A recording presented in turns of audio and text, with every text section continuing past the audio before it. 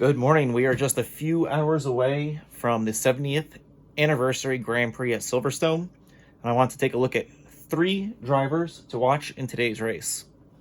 Starting off, we got Nico Hulkenberg, who had an amazing qualifying yesterday, making it all the way to Q3, and he will start 3rd.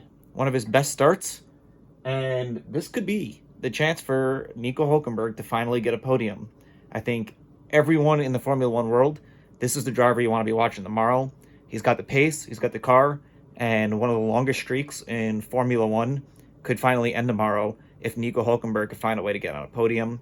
It would be the feel-good story of the year, and I don't know anyone who doesn't want to see that happen, except for maybe Checo, but that's understandable.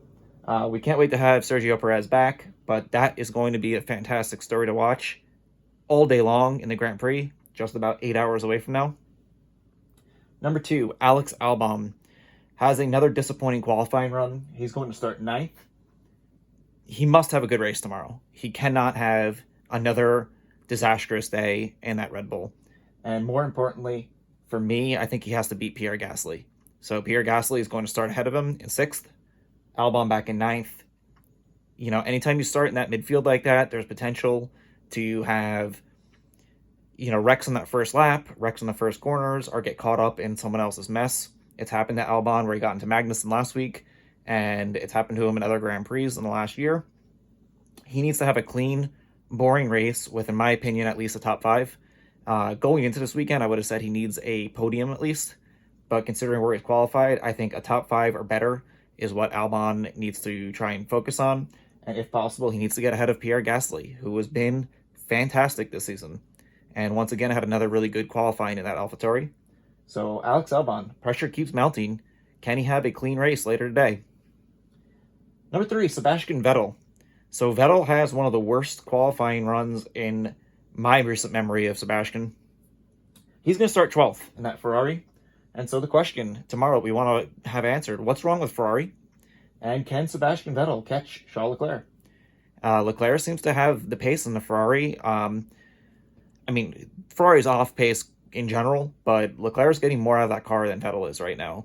There were comments being made during qualifying of whether or not has Vettel forgotten how to drive a race car, or does he look disinterested? I hope that's not the case, but it can't be denied that he's underperforming compared to his teammate right now, and qualifying 12th isn't going to be tolerated.